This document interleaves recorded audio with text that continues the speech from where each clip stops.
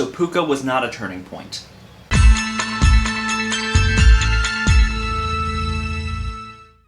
Soon it will be a new year, and when the clock strikes 12, I want you to become the new you. What's she like? I don't know, I haven't seen her for a really long time. New Year, New You is directed by Sofia Takal, the director of the new, much maligned Black Christmas. It stars Suki Waterhouse and Carly Chaikin, and it tells the story of a group of friends who get together on New Year's Eve for a girls' night, only for things to turn kinda murderous when certain elements from the past get brought up in a game of Never Have I Ever. I'll start by saying this: Sofia Takal is a very talented director, and it's my hottest take, but I actually quite liked the new Black Christmas. Sure, it was a little heavy-handed, but in the subject matter of the film, heavy-handed is kind of necessary. That's not the case for this movie.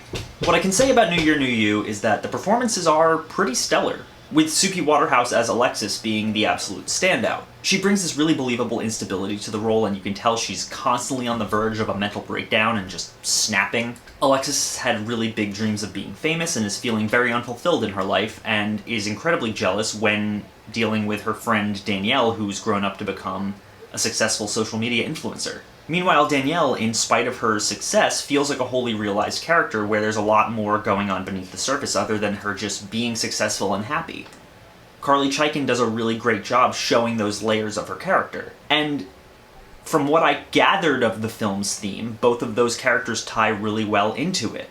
At its core, what I got out of New Year, New You is that it's a film about the vapidity of social media and how everything on there is carefully curated and fake and not at all indicative of what is happening in a person's real life. And Takal does a really good job illustrating those themes through a very unconventional shooting style. The use of wide shots and the dreamlike editing really create this overall disconnect from the events that are happening in front of you. And that feeling of detachment totally works in tandem with those themes of the faux nature of social media and its perfection.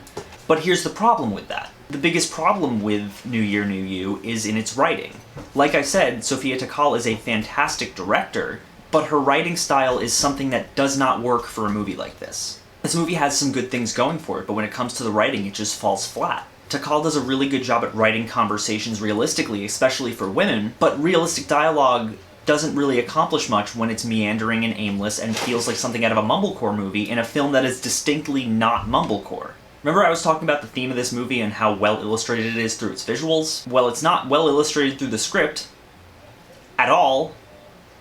In fact, I don't really know what stance this movie was taking on its subject matter. Is it condemning it? Is it satire? Does it even have a stance on it whatsoever?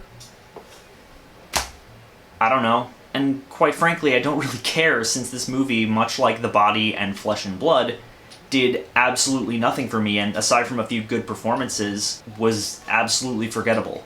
All this really did was make me realize that Pucca's success was probably due to the success of Nacho Vigalondo being a really talented director, and not that the quality of Into the Dark was increasing. I'm gonna say that New Year, New You is meh. It's got some decent performances and some interesting camera work and editing, but if you really want a better example of Sofia Takal's work, just watch the new Black Christmas. It's better than this.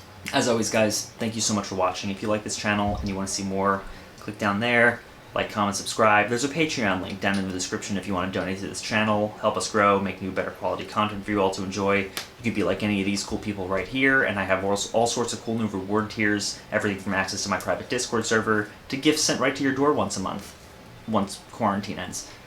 If any of that interests you, please consider donating. I would really appreciate it. But even if you don't, thank you so much for watching anyway. I'll see you all very soon.